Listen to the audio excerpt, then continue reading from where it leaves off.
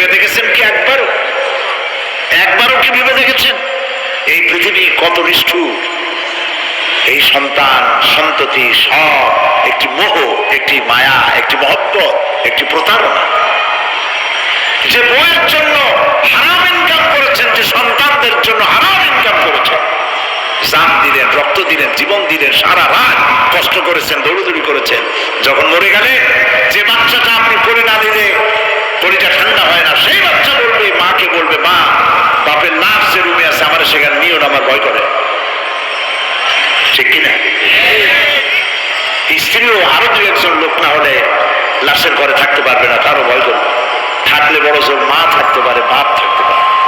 যাকে বিবাহ করার পর অনেক সন্তান আছে, মা বাপকে চোখে দেখতে পারে না, বোন কথা মতো মায়ের সাথে কথা বলা বন্ধ করে দেয়। হয়তো কুমিল্লা এরকম নাও থাকতে পারে। বউ নালিশ করছে, মায়ের সাথে কথা কয়, আবার বলে এই বুড়িটা মরে না কেন? নাউযুবিল্লাহ, নাউযুবিল্লাহ। বুড়িটা মরার কথা বলতেছো তুমি? তোমার ছোট্টবেলায় যখন তোমার টাইফয়েড হয়েছিল, অসুখ করেছিল, গরিব বাবা, বাড়িতে ল্যাপ নাই, খাতা নাই, তোষক নাই, সেই জায়গায় মা তার কাপড় বিছায় দিয়া বুকের উপরে নিজের শরীরের উষ্ণতা দিয়া বাঁচায় রাখার চেষ্টা করেছে, নিজে না খেয়ে খাওয়াইছে, অসুখ সারে না। মা ওই মুমূর্ষ বাচ্চার সেনানে তার মাথার কাছে বসে তাহাজ্জুদের নামাজ পড়ে কোরআন শরীফ তেলাওয়াত করে, চোখ দিয়া পানি পড়ে আর বলতে তাকে, রব্বুল আলামিন আমার জীবনটারে দিয়া আমার কলিজার টুকরা সন্তানটারে বাঁচাইয়া দাও। যেই মা নিজের জীবন দিয়া সন্তান বাঁচাইতে চাইলো, সেই সন্তান আজকে বউ পাইয়া মাকে ভুলে যায়, মায়ের সাথে খারাপ ব্যবহার করে। আল্লাহ রাব্বুল আলামিন বলেছেন, মা বাবার সঙ্গে খারাপ ব্যবহার করো না, ভালোবাসায় কথা বলো। ওয়াকুল লাহুমা কাওলান কারীমা, সম্মান সূচক কথা বলো। মা বাবার জন্য দোয়া করো আমার কাছে। কে বলতেছে? আল্লাহ তাআলা বলছেন দোয়া করো আমার কাছে এই ভাষায়, রব্বিরহামহুমা কামা রাব্বায়ানি সাগীরা। পড়েন সবাই, রব্বিরহামহুমা কামা রাব্বায়ানি সাগীরা। আয় আমার রব, আমার মা বাপ যেমন ছোটবেলায় আমাকে অত্যন্ত যত্ন করে লালন পালন করেছে, আল্লাহ তাআলা তুমি দয়া করে আমার মা বাপকে তোমার রহমতের করে লালন পালন করো। সুবহানাল্লাহ। প্রত্যেক নামাজের পর সকলে এই দোয়া পড়বেন, মনে থাকবে? মনে থাকবে? হযরত আলী বলেছেন, যেখানে ইলম চর্চা হয়, কোরআন আলোচনা হয়, হাদিস আলোচনা হয়, সেটা কোনো সাধারণ জায়গা না, সেটা জান্নাতের টুকরা হয়ে যায়। যেরকম সুবহানাল্লাহ। কাজে বেহেশত থেকে শয়তানের জন্য বাইর করে না দেয়, সতর্ক থাকেন। শয়তান কি চায় যে আপনি সারাক্ষণ শোনেন?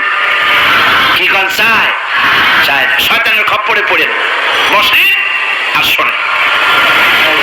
ইমানদার যখন বিপদে জর্জরিত হতে থাকে তখন সে ভেঙে পড়ে না, তখন অন্ধকারে বিপদের অন্ধকার বিদীর্ণ করে আলোর এক প্রভা তার চোখের সামনে উদ্ভাসিত হয়ে ওঠে। সেটা কি? সেটা হলো আল্লাহ রাব্বুল আলামিনের বাণী, ফাইন্না মাআল উসরি ইউসরান, ইন্না মাআল উসরি ইউসরা। আল্লাহ পাক বলেন, জেনে রাখো, দুঃখ এবং কষ্টের সাথে রয়েছে সুযোগ আর সুবিধা, আর অসচ্ছলতার সাথে রয়েছে উদার সচ্ছলতা। জোরে কান সুবহানাল্লাহ। কাজে ভয় পাওয়ার কারণ নাই, হতাশ হওয়ার কারণ নাই, মন আশায় বুক বেঁধে রাখো। গুনাহ করেছো, হতাশ হয়ো না। যুবকদের গুনাহ করা স্বাভাবিক। ইউনিভার্সিটির ছাত্র, কলেজের ছাত্র, প্রফেসর, শিক্ষক, অফিসার ঘুষ খেয়েছেন, জিনা করা হয়েছে, মদ খাওয়া হয়েছে, মিথ্যা কথা বলা হয়েছে। যাই কিছু করেন না কেন ভয় পাওয়ার কারণ নাই, নিরাশ হওয়ার কোনো দরকার নাই। আল্লাহ পাক দেখে বলেছেন, উলিয়া ইবাদিয়াল্লাযীনা আসরাফু আলা আনফুসিহিম লা তাকনাতু মির রাহমাতিল্লাহ। আরে আমার আল্লাহর মতো এত ভালো আর কেউ আছে? এত দরদ আর কারো আছে? আমার আল্লাহ বলেন, ও নবী আপনি শুনে নেন, হে আল্লাহর বান্দারা, তোমরা যারা নিজেদের উপরে বাড়াবাড়ি করেছো, নিজেদের উপরে জুলুম করেছো, অত্যাচার করেছো, আমি আল্লাহর রহমত থেকে নিরাশ হয়ে যেও না।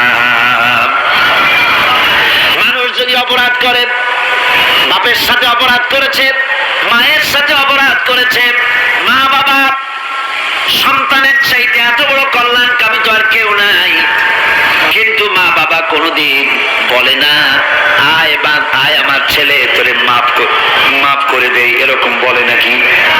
মন চায় ছেলে যদি মাপ চাইতো খুশি হয়ে মাফ করে দিতাম, কিন্তু কেন যে আসে না, ডাকে না যে আয় মাফ করে দেই। মা বাপ আপনাকে এত ভালোবাসে, সেই মা বাপও আপনাকে বলে না যে আয় মাফ করে দেই। আমার আল্লাহ হচ্ছেন এমন আল্লাহ, আল্লাহ রব্বুল আলামিন ডাকেন, এ বান্দা খুন করেছিস ফিরে আয়, জেনা করেছিস ফিরে আয়, হত্যা করেছিস ফিরে আয়, চুরি করেছিস ফিরে আয়, কুফরি করেছিস ফিরে আয়, সুদ খেয়েছিস, ঘুষ খেয়েছিস, মদ খেয়েছিস ফিরে আয়, এসে আমার দরবারে চোখের পানি ফেল, আমার দরবারে কাঁদাকাটি কর।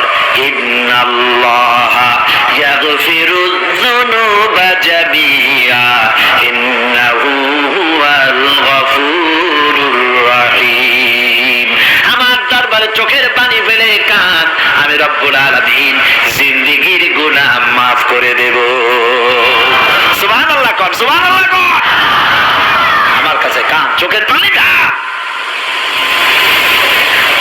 আল্লাহ রব্বুল আলামিনের কাছে বান্দার দুইটা ফোঁটা বেশি প্রিয়। একটা হলো জিহাদের ময়দানে যে রক্ত ফোঁটা দেওয়া হয়, এটা আল্লাহর কাছে প্রিয়। আর আল্লাহর ভয়তে গুনার জন্য লজ্জা করে, অনুশোচনা করে বান্দা যখন চোখের পানি ছেড়ে দেয়, আল্লাহর কাছে এটা অত্যন্ত প্রিয়। নবীজি বলেছেন, বান্দা যখন গুনার ভয়তে, আল্লাহর ভয়তে, জাহান্নামের ভয়তে অনুশোচনা করে যখন চোখ দিয়ে পানি ছেড়ে দেয়, ওই চোখের পানি নাকের অর্ধেক আসতে না আসতে আল্লাহ রব্বুল আলামিন বান্দারে মাফ করে দেয়। আল্লাহ বরদাস্ত করতে পারেন না যে বান্দা কান্দুক। আমার ভাইরা, আল্লাহ রহমত এই পৃথিবীতে, আল্লাহর রহমতকে 100 ভাগ করা হয়েছে। আল্লাহ রহমতের কত ভাগ? এই 100 ভাগের 1 ভাগ সারা পৃথিবীতে ছড়াই দেওয়া হয়েছে। আর 99 ভাগ কার কাছে? আল্লাহর কাছে। একটা ভাগ দুনিয়া ছড়ানো হয়েছে আদম আলাইহিস সালাম থেকে নিয়ে এই পর্যন্ত, এখান থেকে নিয়ে কিয়ামত পর্যন্ত পৃথিবীতে যত মানুষ আসবে, যত প্রাণী আসবে, তাদের মধ্যে প্রাণী জগত গাভী তার বাছুরকে ভালোবাসে ঠিক কিনা, হাতি তার বাচ্চাকে ভালোবাসে ঠিক কিনা, মুরগি তার বাচ্চাকে ভালোবাসে কিনা, প্রত্যেক মাই তার সন্তানকে ভালোবাসে মানুষের মতো। এই ভালোবাসা, স্নেহ, এই মমতা, এই করুণা, এই মহব্বত একটা ভাগ দুনিয়ায় দেওয়ার পর আপনি আর আমি যতটুকুন ভাগে পেয়েছি, সেই মহব্বতে, স্ত্রীর মহব্বতে অস্থির, মায়ের মহব্বতে অস্থির, সন্তানের মহব্বতে অস্থির। এখন চিন্তা করেন, একটা ভাগ সারা পৃথিবীতে বিতরণ করার পর যেটুক পেয়েছি, তাতে যদি এত মহব্বত হয়, তাহলে এর 99 ভাগ মহব্বত যে আল্লাহর কাছে জমা আছে, এই বান্দার জন্য তার কত মহব্বত, এই বান্দার জন্য কত